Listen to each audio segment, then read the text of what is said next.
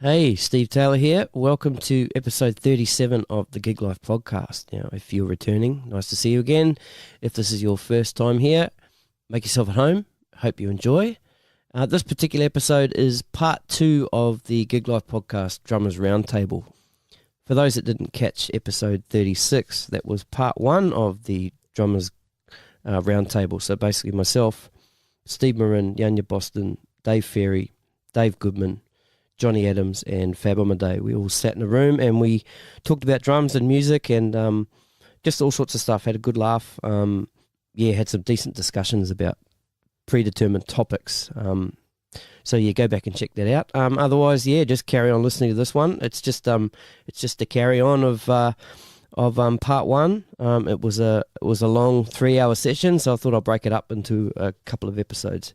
So I'm not going to waffle on anymore. Sit back, enjoy part 2 of the Gig Life podcast, Drummers Roundtable.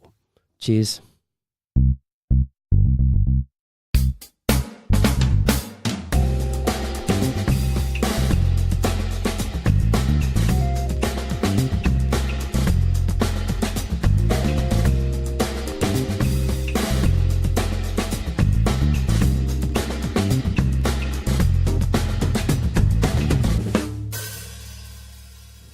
Jonnie Adams, you had a question regarding Cornerstone album. So can you explain the question and then we'll into the mic. Yeah, into the mic. Yeah, okay. So Steve was asking about questions, and I just thought, is there one album, probably when you were all a bit younger, and either we've come across or stumbled across an album that has absolutely just knocked us into a direction that is just fills you with passion and wanting to continue or change the direction, or did someone introduce it to you? And what album was it? How old were you? And any other details, like it was playing on it or anything like that? Yeah, I might answer this one first. Yeah. Captain's call. I was 16 years old. I went to my mate's place, and I think I went there for a drum lesson, and he goes, "Oh, anyway, take this home." It was a cassette. Got it home, put it in the machine, push play, and there's just got a traffic type music, and then there's kind of this crescendo, and all of a sudden there's this. Anyway, the album was Nightwalker. Oh, Gina Vanelli. Oh, yes. Vinnie Colaiuta. The first one you did, I think, with that. Yeah. Just after he just left Zappa. Or was, I think, about the same time. About the same time. He wanted to step away a bit from Zappa and go do some other stuff. That's the album he did. Right, yes. Oh, fuck, I got goosebumps talking about it. There was 2 albums. There was Nightwalker and Brother to Brother. Right, okay. Yeah. They were the 2. Yeah, that album there just Nightwalker was a killer. I'd never heard anything like that before. Yeah. And I'd been playing for a few years at that stage, and that's a really cool choice of album, I have to say. Leon was on Brother to Brother. Really? Leon Gare. Oh, was he? Yeah. Was he really? Yeah, he played on that. Wow, that's pretty cool. Oh, yeah. That's awesome. That's a killer album. That was all Vinny. All Vinny. Yeah, it was all Vinny. Yep. Yeah. So the first song kind of blew me away, but what was the Seek and Destroy? Well, no, Seek and We Will Find. The we second will find. song. Yes, yes. I was listening to that a couple of weeks ago. Seek and You Will Find.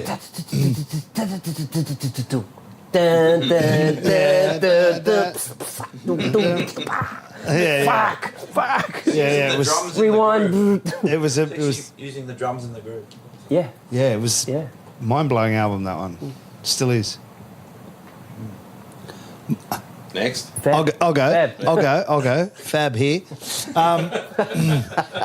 Well, there's a few albums, but if we're going to go the one album, doesn't matter what age. This is because I didn't start playing drums till I didn't get my first drum kit till I was 14. But this incident was when I was about 11, and it was Michael Jackson's "Off the Wall."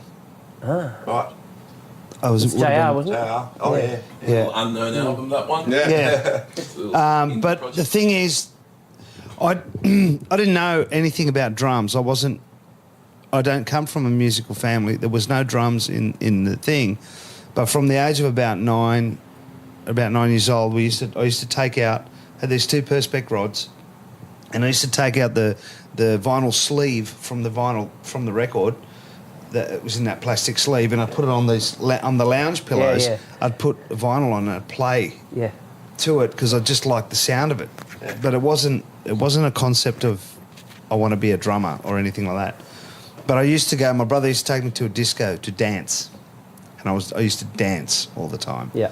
And I got given that album Off the Wall, and when I put it on, I don't know what happened there, and it was shortly after that. A couple of years later, that's when I started playing drums and went straight back to that album. And that album, just I don't know, And that's Lewis Johnson playing bass on that. killer. Yeah.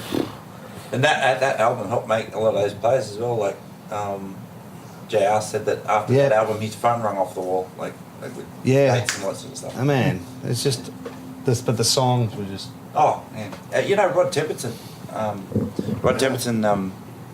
English guy who wrote quite 3 of the tracks, I think, on that, and the title track, I think, as well. But Eric Rasmussen. And Eric used to play with him. Yeah, he was in here. Yeah. That's right. Eric demoed a bunch of those songs. Yeah, okay. Mad. Yeah, like the original. Pretty cool. Guitar parts. Yeah.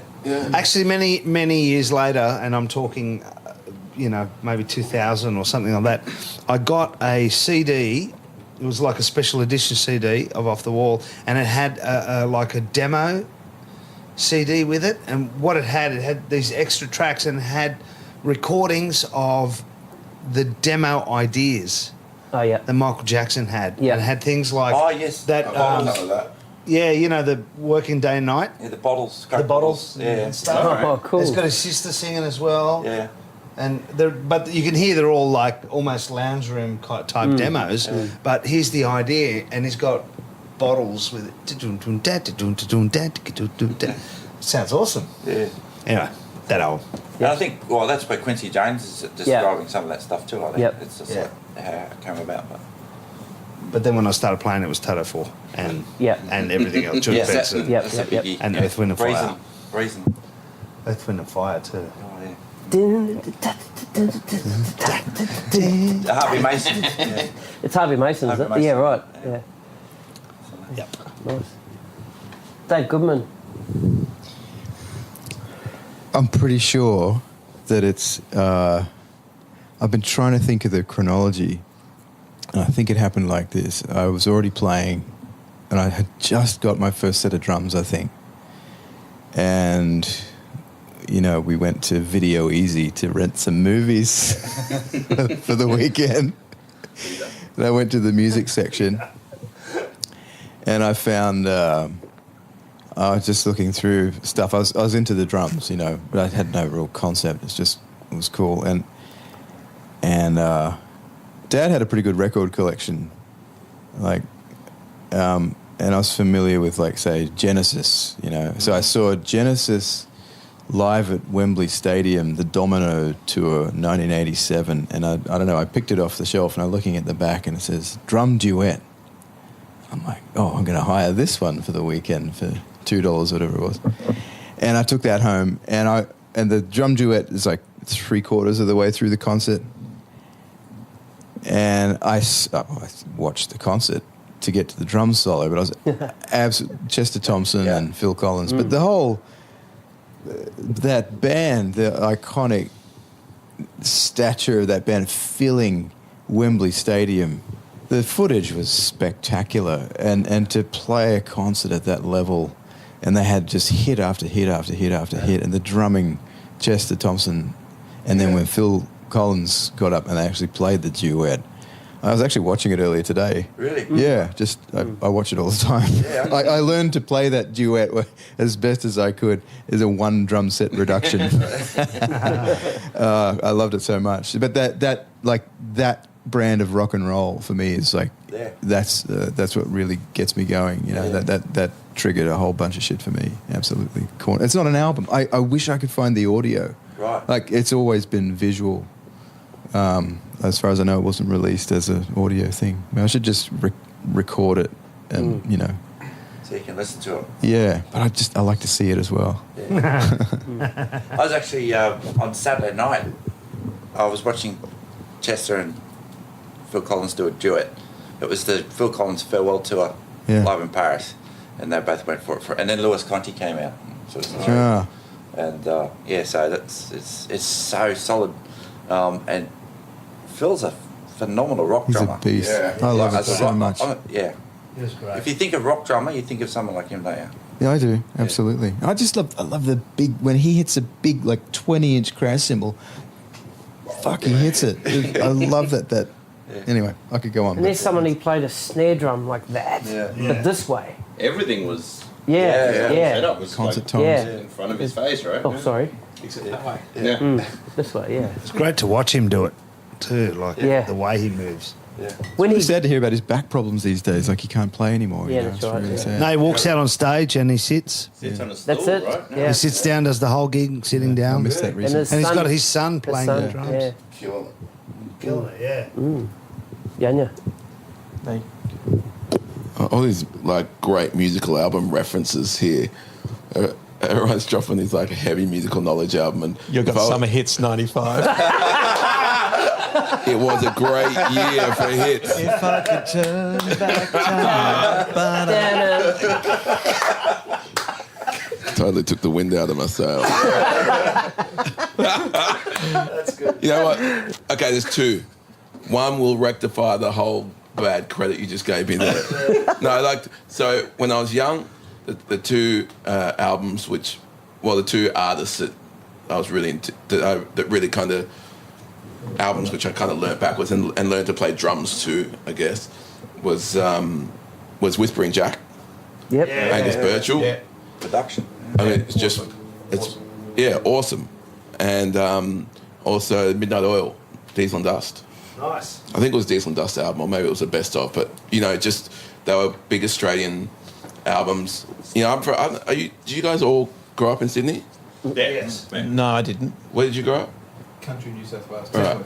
You're still in New South Wales, so, Tamworth. yeah.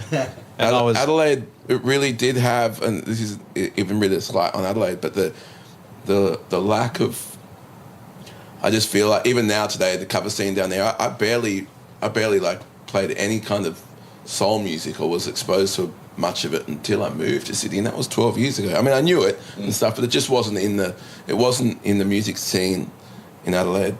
So there was those two albums. And then on the flip side, in terms of albums, which I just, is forever and a day the album for me. I was even talking about this with the rest of the band yesterday. It's Peace Beyond Passion, Michelle and Dega cello. Yeah. It's just the best recording ever sonically. I think just the entire makeup of that album is the best. Yeah.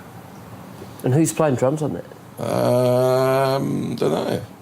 I don't know if I heard the name. I've rattled it off a few times myself, and right now I can't think of it. But when you do the edit on this, just like say the name and Cut it in. like that. Sweet. But it's unreal. There's a lot of programming on there as well. Yeah. But the mix, the mix of electronic and acoustic and real drums is great, and the actual sonic mix is incredible. Yep. Yeah. Dave Ferry. Other than Toto Toto. 4, because that was I've already told that story, but other than that, Dreams of Ordinary Men album, Dragon, that was a cracker. Monsoon, Little River Band, Oh, yeah. that was a really, really cool record.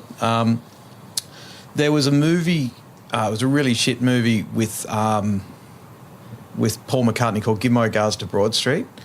And what it was about, like, it had Brian Brown in it, and they lost these studio tapes. But the soundtrack to that, basically, when I was a kid, I was watching Paul McCartney, and there was all these musicians. Each scene was a different song, different sound, different musicians. And I went, oh, is that a thing? Can you be one artist and have all these different people come in and do that thing? And I think that was a big one where I went, oh, I want to be one of those guys, not necessarily the Paul McCartney guy, but one of these guys that comes in and adds that flavour and, a gun for hire. Like, I think Dave Gilmour was on it, and I think Picaro and Lukather were on it as well. Heaps of different guys, but I think that was probably one where it made me realise as a little guy that there's these people like us that come in and do their thing.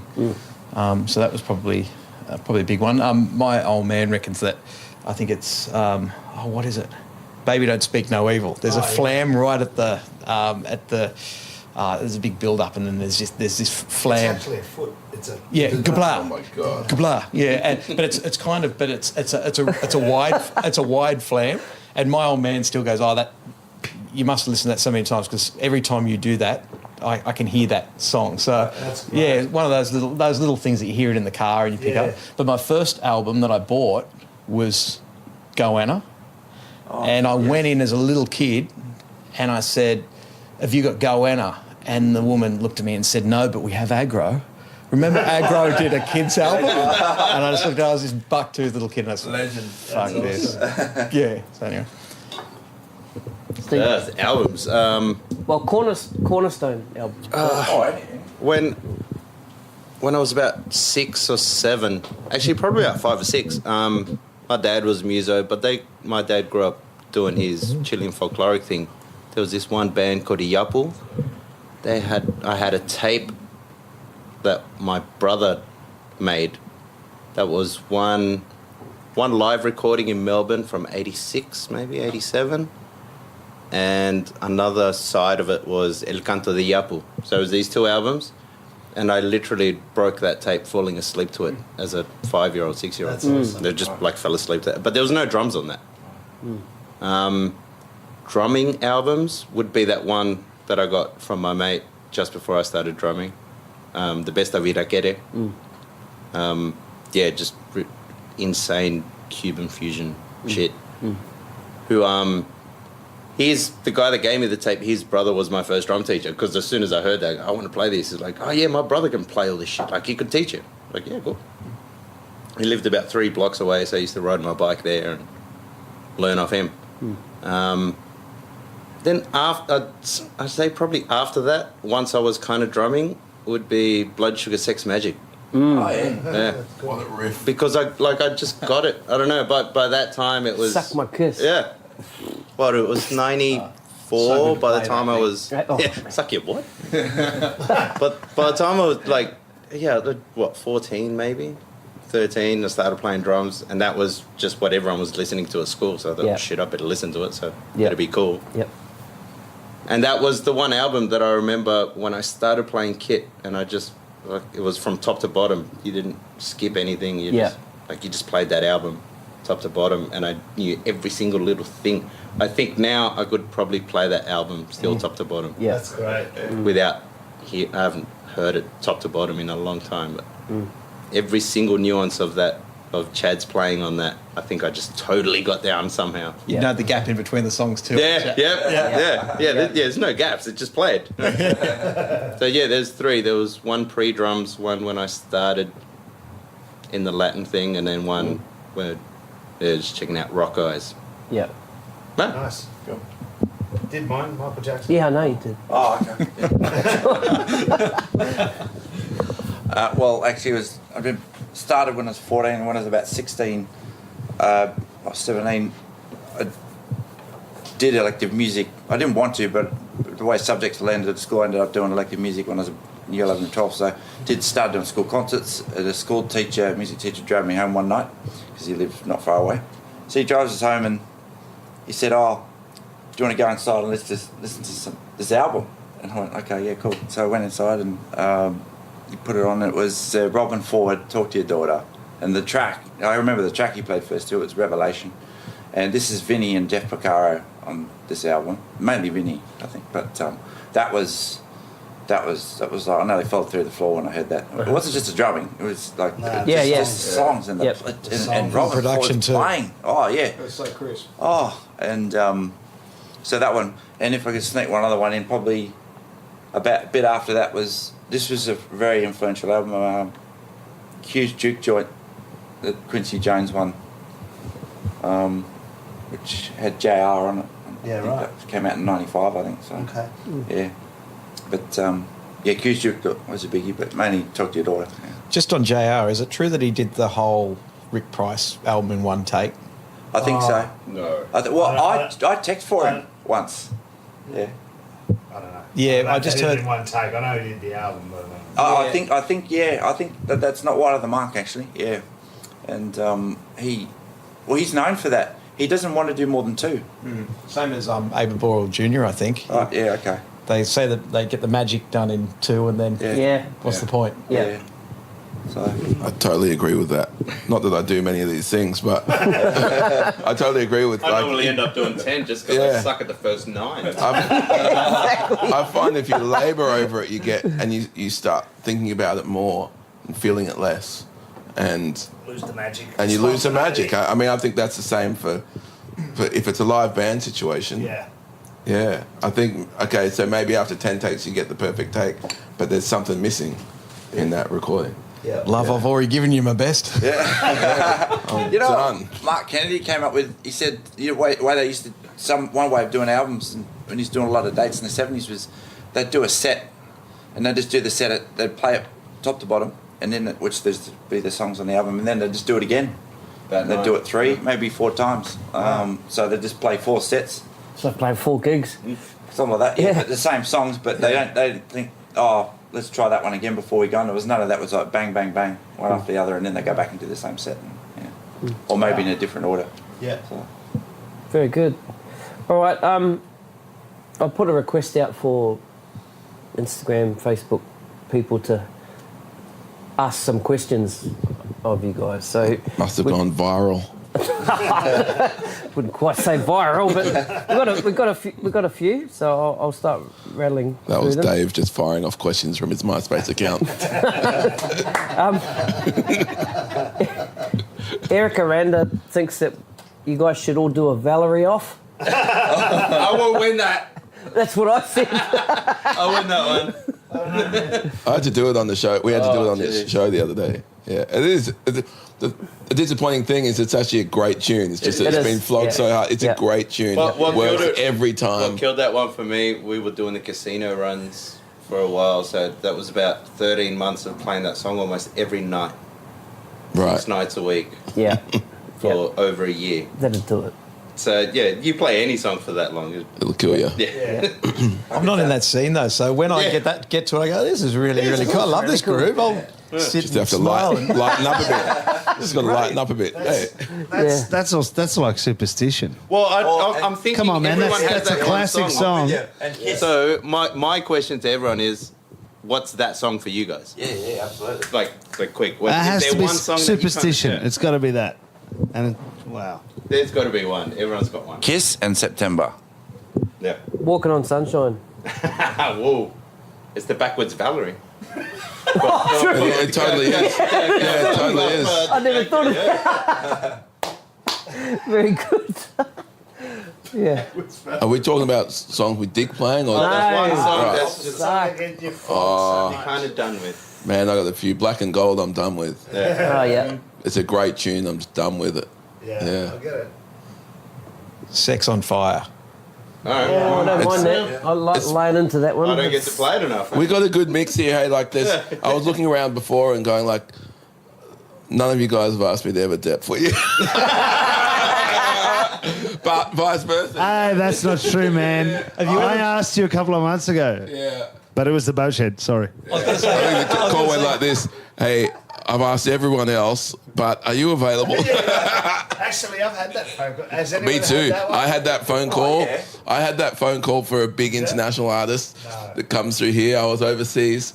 I was overseas on a holiday, and I got a call from an Australian like session muso person, and they rang me and said, or they texted me and said, "Look, we've tried everyone else, but is it possible that you could please do this gig, right?" At first I was like, Fuck, they didn't call me. Jack the price up. right?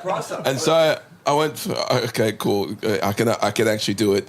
I get back like 2 days beforehand, and they emailed the rep. I learnt the rep, did the gig, and since every time they've come back, I'm on the gig. Nice.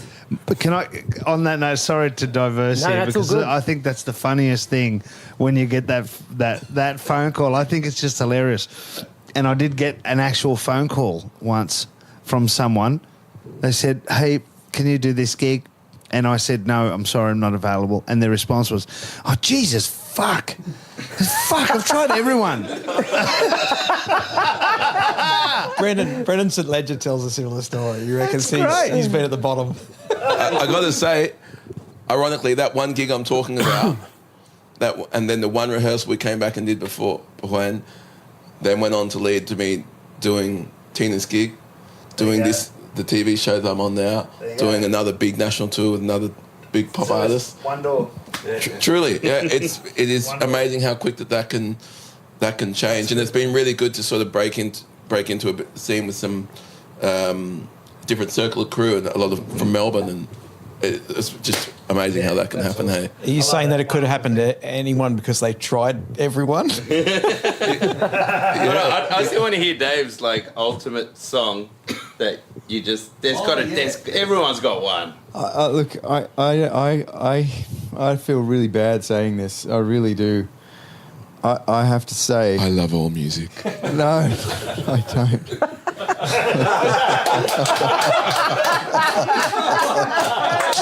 I snorted.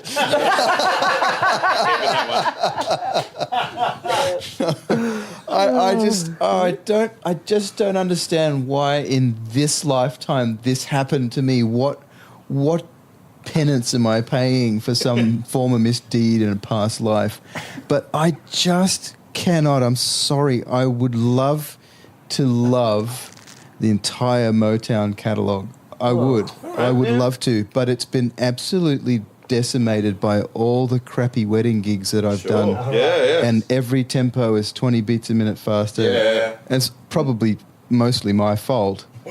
But I hadn't gotten to that point of listening to that stuff before it came up on jobs. Yeah. And I think Stevie Wonder is brilliant too. I just can't bring myself to listen to it. I mean, I've got Motown on my playlist of stuff, and Controversial.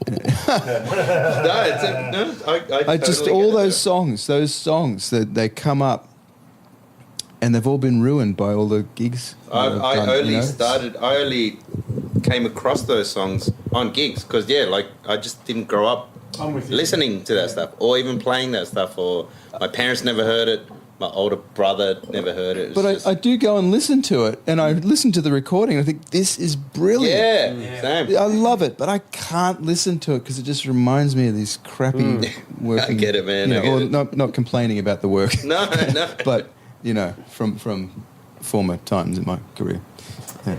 Okay, so Matthew Kappa, what's everyone's go-to for specifically practicing drum kit in the city for context apartment living? For the apartment. Yanya's got it right over there. Yeah. It's a electronic drum kit. Yeah, well, first of all, my apartment is one of the few which is really solid Besser block, so I can actually play music here pretty late. These days, in most apartments, you don't get that. Even in the E-kit, it's going to cause trouble and you're going to get letters without a doubt. So that's actually one of the reasons I've stayed in this place so long, because of this perfect setup where I can actually play. I can't play real drums here. It's my dream to move into a place where I can set up and play real drums. I think I'd be a better drummer if I actually got and just played more. But yeah, an E-kit is your only option, but you're still going to get hounded and you're going to be someone's nightmare for sure. Yep.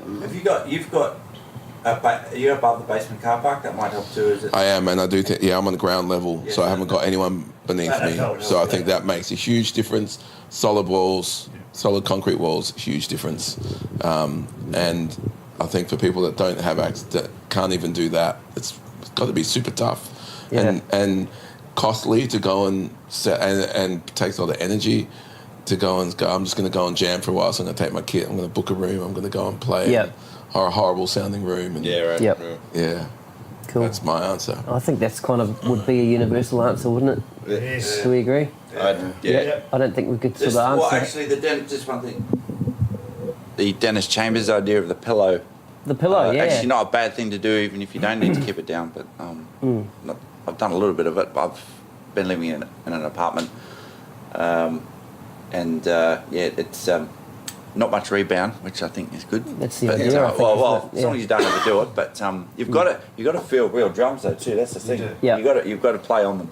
Somehow you've got to get to the real instrument. Yeah. Well, there's a question that followed that from Kuri Tamatia Burgess. She says, mine's related to good general use electronic drum kit that can easily be used by children, but still gives the feel of an acoustic. I wish I could give an answer, but I have zero knowledge on anything electronic. Yeah. I stay as far away from that stuff as possible. I think Dave even replied this. It's a mesh head Yeah. mesh head kit. Yeah, You go with a neat kit, yeah. Yeah, like I've got an older, like a TD20 Roland. Yeah. And you do get, and you can, as Yanya would say as well, you can adjust the tension on those, and you do get a little bit more feel. It's still not exactly the same as a real kit, but where it does differ is still in the hats and the cymbals, and not just feel, but they still haven't got the velocities right in the cymbals there. But they're getting, they're working on it. But I think the mesh heads is the closest you'd get for that. Would you agree? No, I wouldn't. I actually wouldn't agree. I play a heap of all my Roland stuff. I play Roland stuff out live for all my shows. But for playing at home, I have a Yamaha. Controversial. Did you hear that, Yamaha? The reason for that being, like, I think the sounds are comparable between them and all. But to be honest, I don't move off the first, oak kit number 1. It's just for playing at home and shedding and stuff. But I think if you want to get the closest feeling to real heads, I think the silicon heads are closer to a real head. Doesn't mean it's better or worse for kids or adults or anyone. I think they're closer to a real head. So if you're going for that, then they're a little bit more work as well. Therefore, whereas the Rolands make you fly around those kits, man. Like I just feel like I can fly when I'm playing on one of those because they feel they're fun to play. The rebound is really fast, and they're not as much. The rebound's just intense on those. And it's great. It can be fun. But if you're going for the most real feeling, I would say the Yamaha is that. Cool. Or anything that offers a silicon head. Is that with the white soft? Yeah, that's pad on top of it. With the white soft. It's a white spongy sort of thing. Yeah. So Jeff Dukakis has asked, what was the last thing you changed your mind about? And it doesn't have to be drum related. Fuck. Ooh. Fuck.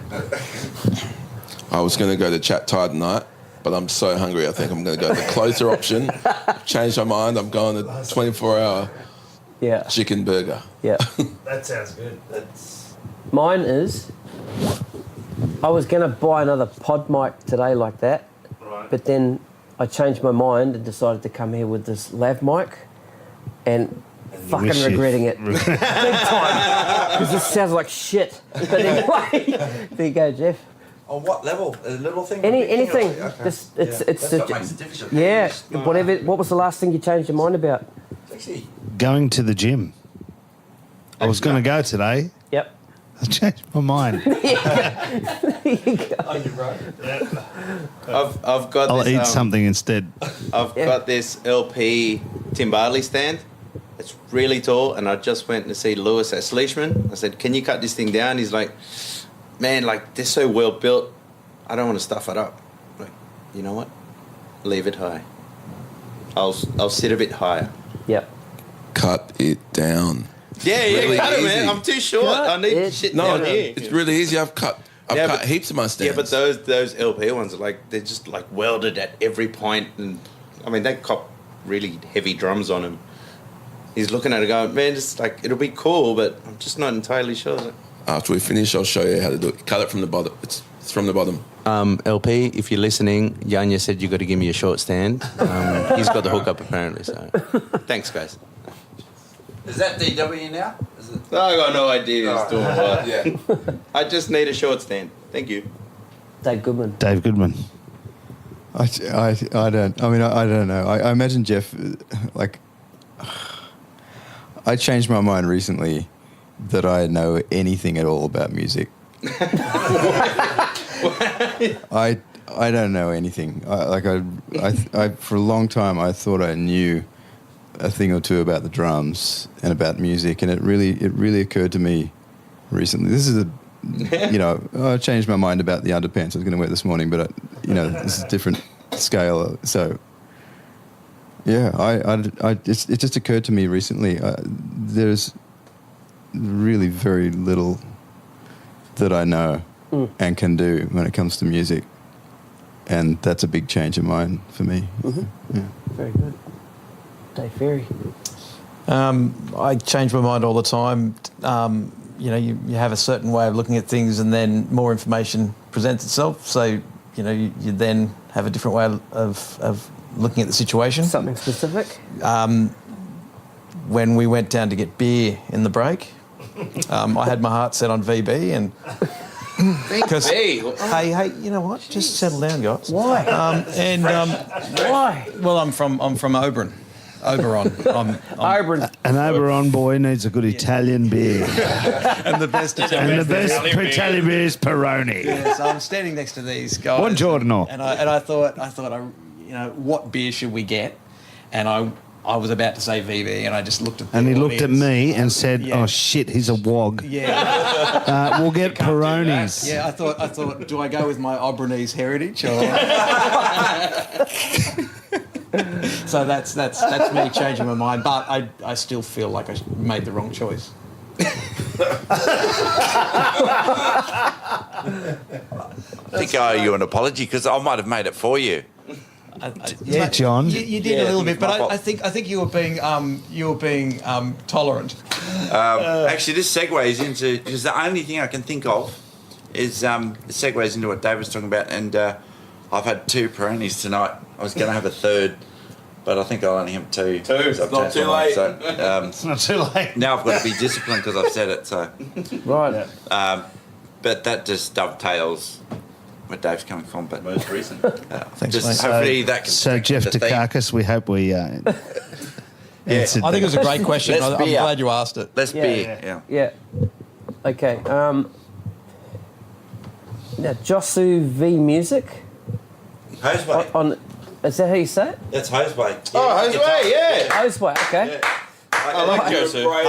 Hose. You were so brave there. Yeah, I like I Josu. just came on. He'll like it. Yeah, that was great.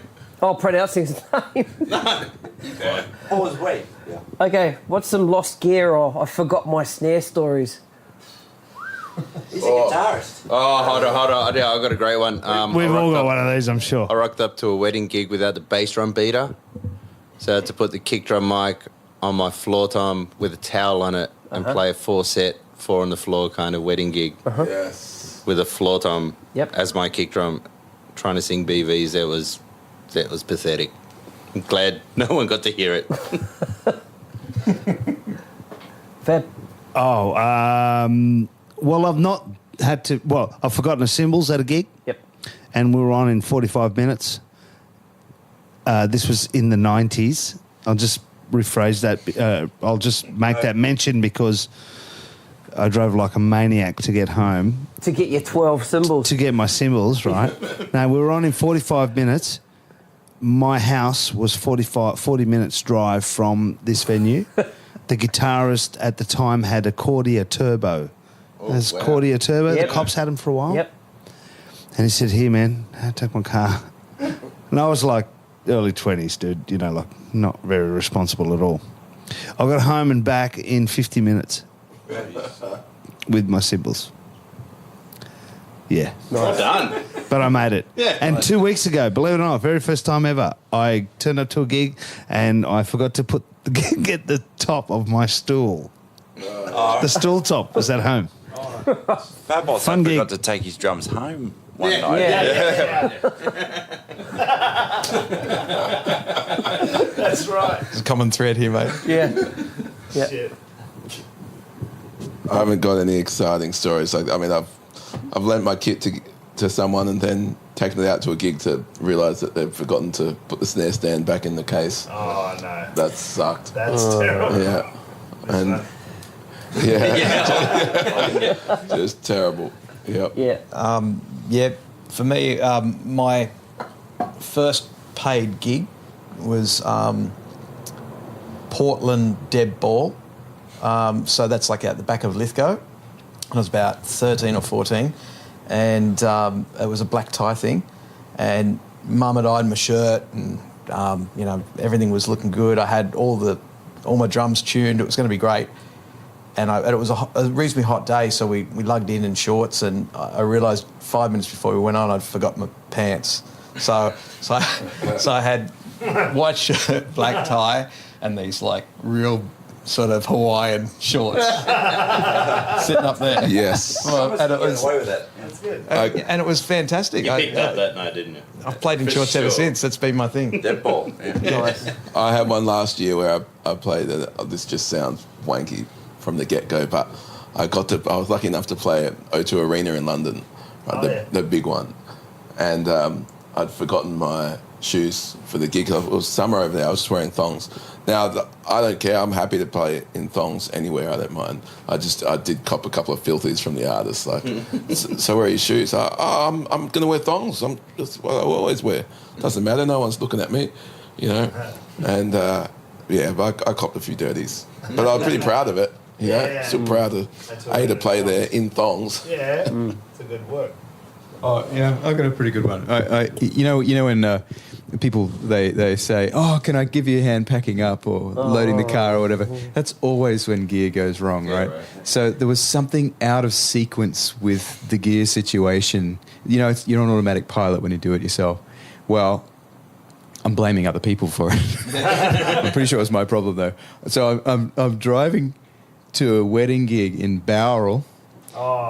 And I'm on the Hume Highway. I'm about halfway down there, and it's a Saturday evening gig. And I realised, I thought, did I actually pack my stick bag?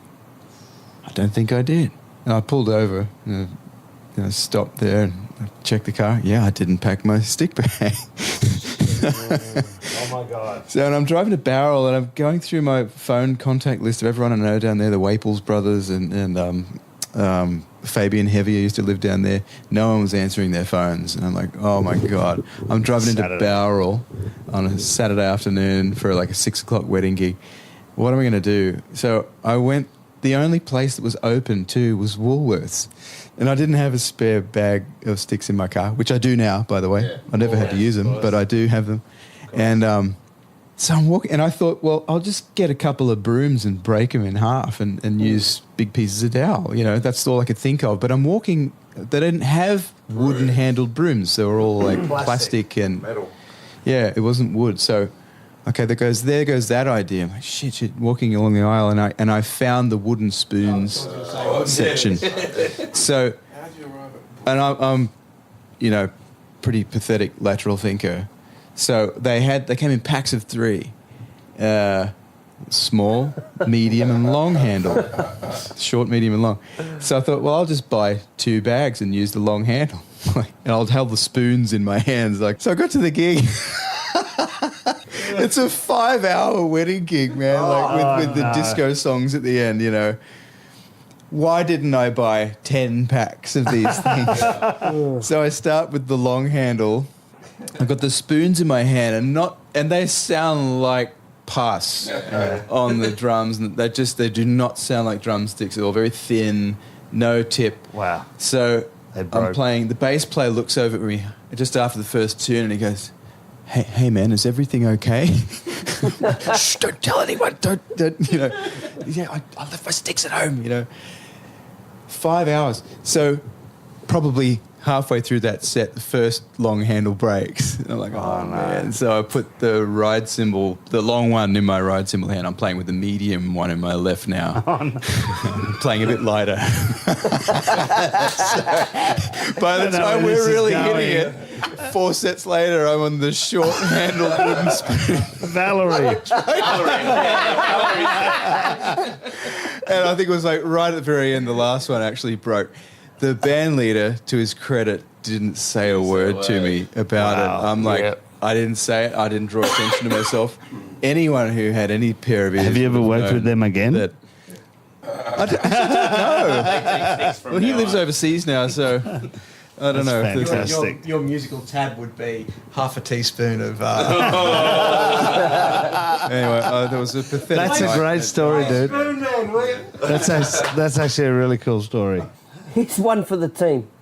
What exactly is happening in regards to your personal, in-the-moment relationship with rhythm when you are deeply embedded in a through-time flowing musical experience? Dave Ferry. 1, 2, I'm glad I got to answer this. 2, 3, 4. Kick the snare. Kick the snare. I'm actually 1, 1, 1, 1. It varies a lot. Yep. It depends on the guys you're playing with, the sound that you're getting on stage. But when you're really locking in, I think all of us have had that thing where you get the goosebumps and it feels huge, and you just know that it's that one of those moments. Yeah. I have had an out of body where I felt like I've been watching myself play. It's hard to explain, but I've had some of those moments where you're on total autopilot, but it's not because you're tired or you've zoned out. You're part of a whole system, and it's just all sitting in beautifully. And you can then, once you're setting it up, you can then sit back and really enjoy it like you're watching or listening to a band. And yeah, I'd say probably listening to it as a whole piece, not just what you're putting in, is probably, that's the best way I can answer that one. Really, is probably when I've had one of those experiences. Davey G. What's happening with my personal Relationship with rhythm Yep.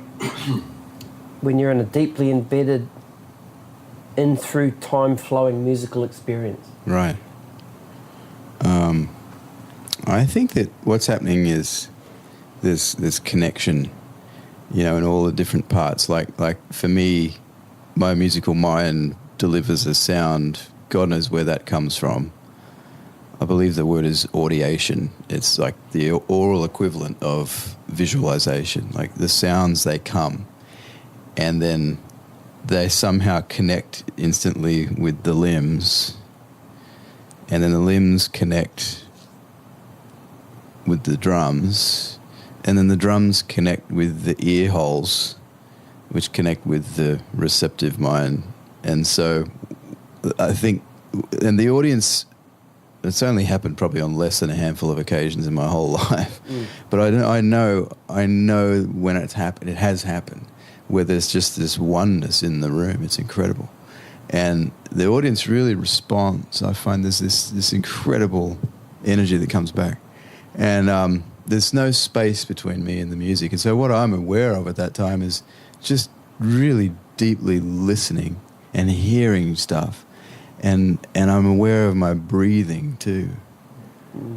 And that's about all I can really say about it in words. It's very rare, if I understand the question, you know. Yeah. Steve? Yeah, I think how I'm kind of perceiving that question, at least within the last 6 months, I've felt like I've hit that point.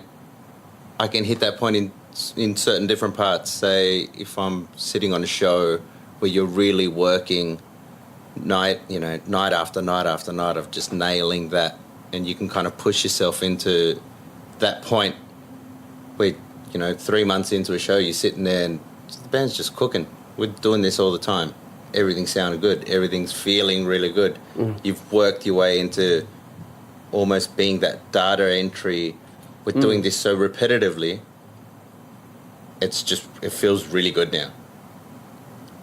And then you kind of finish doing that, and then you go and play with, your brother who's a bass player who you've played with for 25 years, and you get that same thing.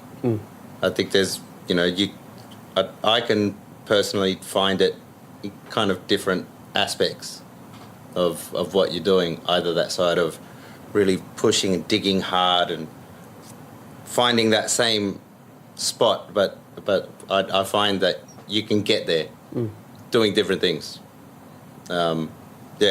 That's as far as getting really into what you're playing, where it becomes almost kind of sublime. It can happen from playing with your best mates and your favourite musos to the other side of you're just really working really hard at just nailing that. And that can bring it out too. Very good. I think that's what I'm understanding of the question. Yeah, I think so. John? Yeah, I don't think I could add anything else to the great answers that have already been told. So other than that kind of energy, I've found perhaps on, say, 100 gigs a year might happen 2 to 3, 4 times a year max out of 100. It's very sacred. Connection is intense, and also that with that connection you probably would forget that there's a world going on outside.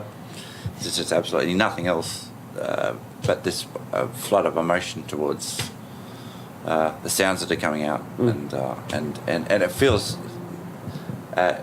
very rarely for me effortless. I mean, it hasn't happened that often, but it just feels like it. There's no effort involved, and it can actually happen on a tiny little gig with maybe 5 or 10 people watching, or maybe even hundreds or thousands. So there's no kind of recipe for it.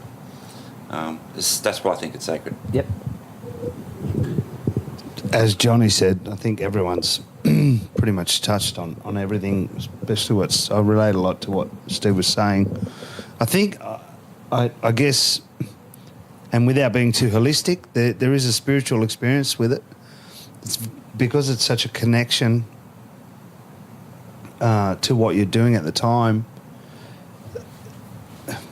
I get it like a sinking feeling, I guess, but not sinking in a bad way, sinking in a beautiful way. When you're sitting on something and those around you, like you're saying, you can get it with, your mates or whatever. But when it connects in the room, it's almost like that thing where that feeling of it's playing itself. You're just being present, but the whole thing is doing it itself. You just happen to be delivering it, but it's already there. Yeah, if that like makes John sense. said, Effortless. Yeah. It's playing itself, and that sinking feeling where you're sinking into this groove and sinking in with the people, the guys around you on stage, the people you're playing with, which also permeates out to the audience, and it's holistic. It's spiritual. It's a beautiful place to be and we are blessed. We are blessed. I think all creatives are blessed to be doing what they're doing, but for just us as drummers, say, just for the sake of drummers, I think we're blessed to be able to have that experience, to do that. I think that's the juice of life, those moments. It's awesome.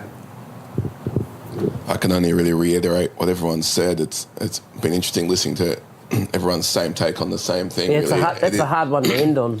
It is a... sorry, to be last in line. Yeah, it's the same thing, but I think everyone's experience of it is slightly different, but it's really it's the same. You reach that same spot, and it can happen with any style of music. And like you were saying, with people who are super close family as well.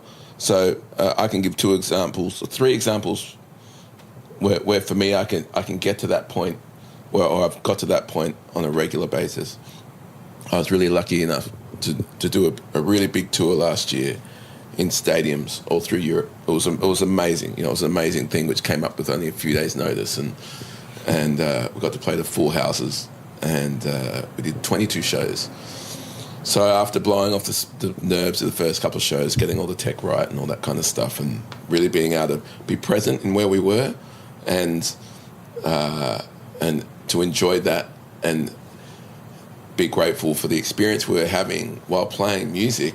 There's one song in the set and it was a really slow song, very atmospheric, and it's kind of most of the people were there to see this big pop machine, this huge lights, the whole thing. And this one song we play so slow, and sometimes the slower songs are the hardest ones to get the groove in.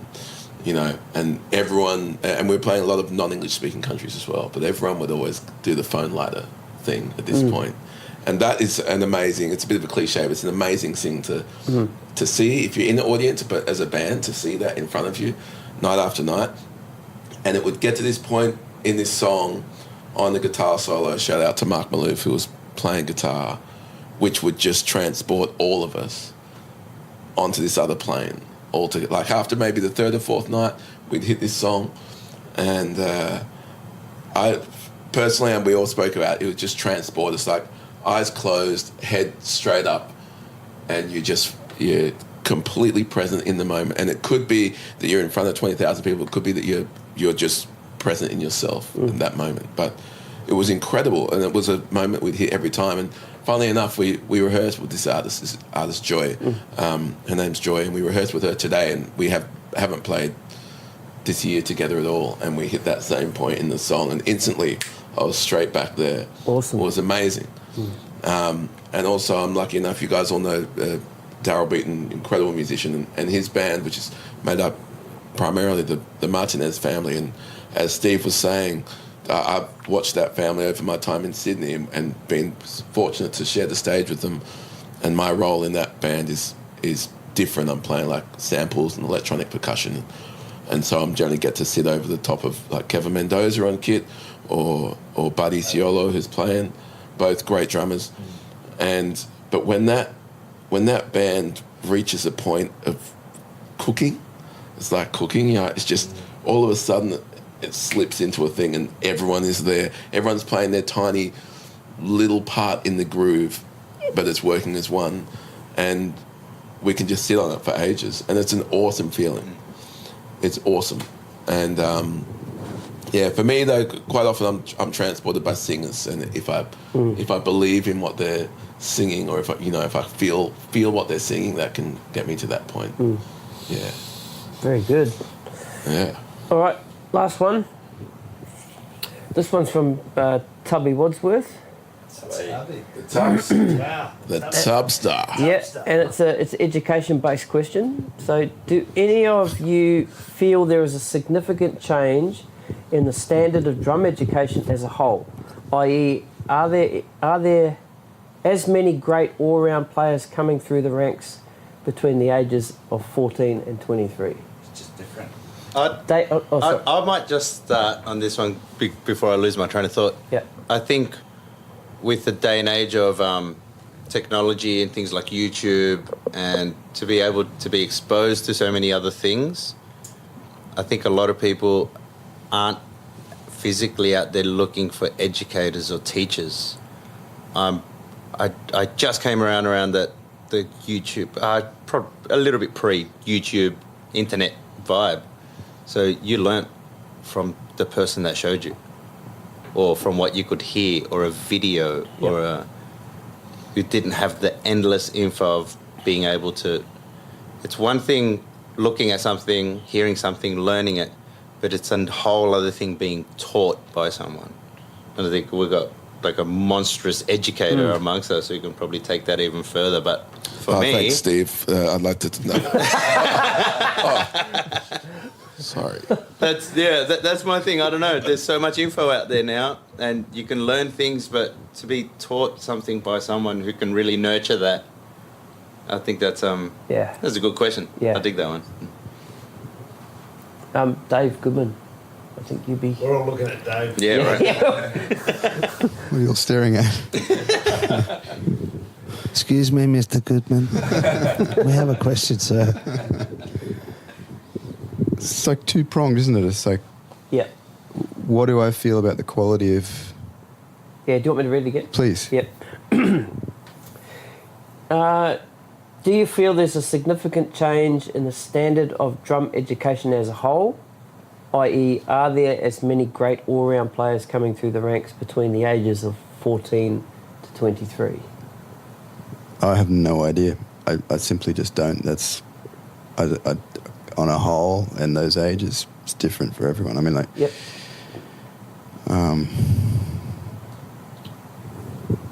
I don't think there's necessarily any significant change with all the technology that's around. I don't see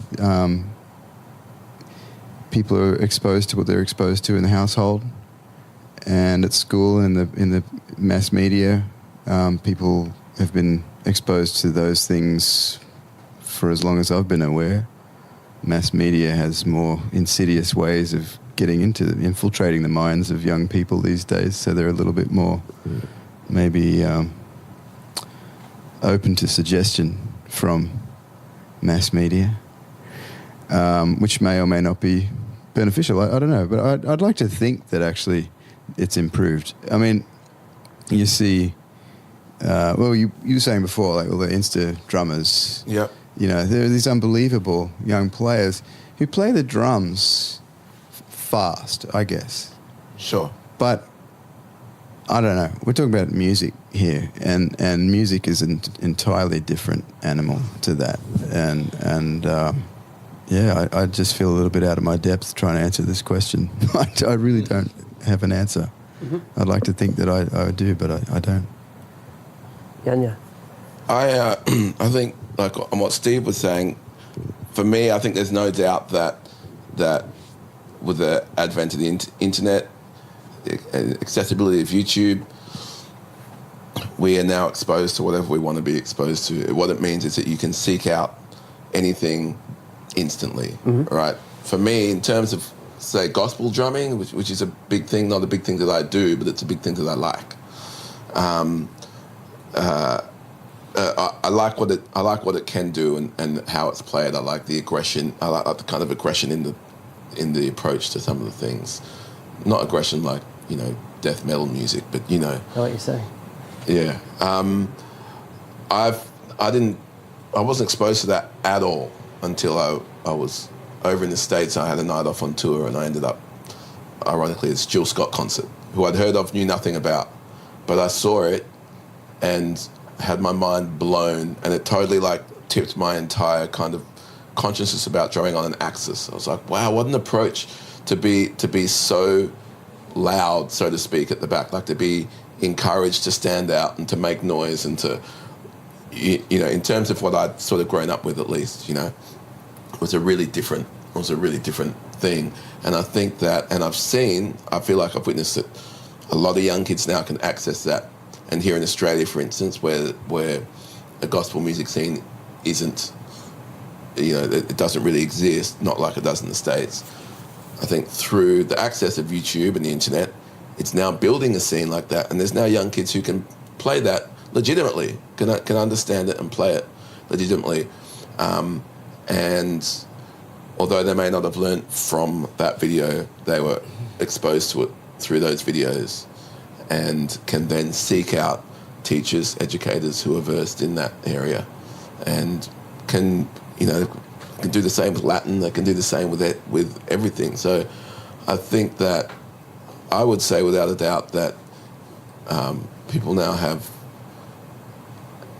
access to everything, and I think that people are coming up as, I think there would be an improvement in the numbers of people coming through at a young age who are not only inspired by the things they have access, but in turn inspiring other people. And I think that that's a good thing. And I know where your point on the Insta drummers, and I kind of agree with some of. There's people up there that can play fast, they can play accurate. Put them on a gig, could be a whole different situation. But you know, that's just all part of their journey. They're going in that way and that way, and also it might not be their dream to go and play on stage and do that thing. A lot of them have found ways to just monetize what they're doing from their lounge room, you know, and that's an income doing something that they love. More power to them, you know. Just the flip side of that, that accessibility to everything, I think the other way, I think it's hard to have an original thought or an original flavour when you're bombarded by what everyone else thinks and what everyone else is doing. And I tend to look at, especially that, it's a good question because that age, the age that we were given, that age range, is really when kids work on all their chops. It's like most people, not all, you hear the odd old soul amongst them, but really groove isn't the front and centre of what kids at that age are doing. Usually it's how fast and how many chops you can do, and which is great because once you get to a certain age, you're not interested in that anymore. So really you encourage people to get into as much of that stuff as they can, build all that, and then later on I feel that maturity comes in where they're just, playing songs. But for me, I think all through the ages, most young kids have played their ass off and experimented, and then eventually they settle into who they are as a player, and their real flavour comes out a little bit later on. But when I watch all these young kids, 4 years old, or the gospel guys, for me, and I love all that stuff as far as what they're doing, but for me it's more like watching sport than listening to music. It's a total different genre, as you're saying, which I agree as well. But for me, I don't really get inspired or touched by a lot of these guys, and I think at that age I'm seeing sort of heaps of icing and no cake. I do think there's a difference in seeing. I absolutely know what you're saying. I do think there's a difference between seeing guys who are just blowing off steam, playing drums and drums only, to seeing it applied in a musical sense with a band that's all on the same. I agree. All on the same tip, and I've seen. I saw a great band on the weekend who was here from the States, and they really played the show. It was a big pop show, and there were elements of that stuff in there, but they didn't overcook it. And I'm sure we've all seen it where it's overcooked, where all of a sudden you've got to stop dancing because they're just showing off, And they didn't undercook it. They made it musically interesting by using elements of that, but also elements of Latin and elements of other stuff that is cool that they're exposed to. I think that's an angle of music that helps having a great educator, or having great educators, not one great educator, but people that can show you and teach you these things. And the more you I think personally, if I would have learnt everything without having teachers who pointed me in the right direction and kicked my ass and told me when things were great and told me, hey man, maybe that's not. I think that's the crux of at least from what I got from the question, is how the education of what we're doing towards that age group. The teachers that I've always held in the highest esteem were the guys I had at 14, at 16, at 18. They're the ones that really, and still to this day, they'll always be up there for me. But I think that's also the difference of where the society we live in now, because at that time we didn't have especially and my scene. Instagram. If I wanted to learn, you didn't have that Latin stuff. The only you had thing to we find could a do, guy, right? the only thing we could do was go to a teacher and go to a gig and do that.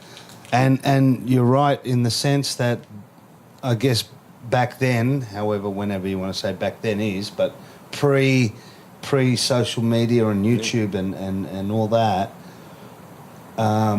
having that teacher to kick your ass or to show you the right thing, your craft was able to be honed by someone looking over you going, this. Yeah. Nowadays, in contents of what's being said here,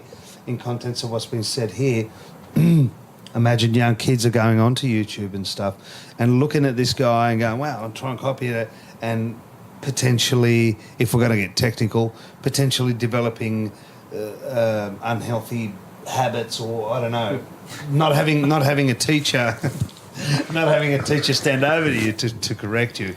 It's a different world. There's another point to add to that, where there's this thing, I think, like there's this sort of moral, like this satiation that comes with, the experience of sitting down and watching all these videos. It's like we had VHS tapes of drum videos. DCIs, right?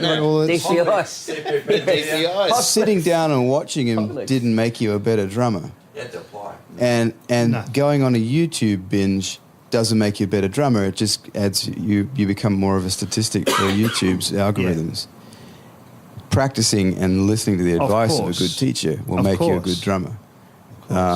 That'll never change, because there are people out there who know things that can never be documented in YouTube videos, and that is how to give someone proper feedback on how badly they're doing and how much better they could be doing it. YouTube never give you that. You've got to say Barry Stewart.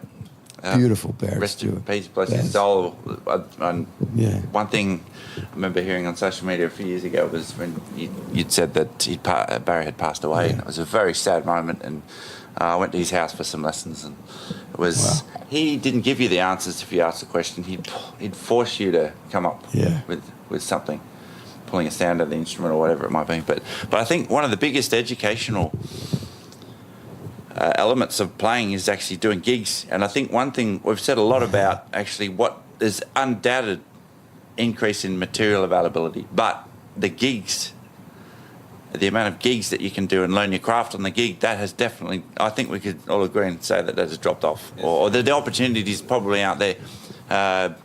Playing every night and doing sessions during the day, I never saw that anyway. I mean, that was probably 60s, 50s, 60s, 70s, 80s, perhaps the 90s. But that element is irreplaceable, and it's not available as far as I can tell. Yeah. But on the flip side, the amount of material that you can borrow from, which we didn't have, is a million times as much, at least. There are pros and cons. But I like what you were saying. I think the biggest lesson in music for anyone is playing to an empty room, like getting on stage or playing to one person. Your mum. It's difficult.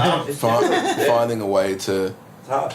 Finding a way to communicate whatever it is you're doing and connect with that person, and conversely to a full room of people and having that conversation still. But playing on stage with other musicians, learning how to listen.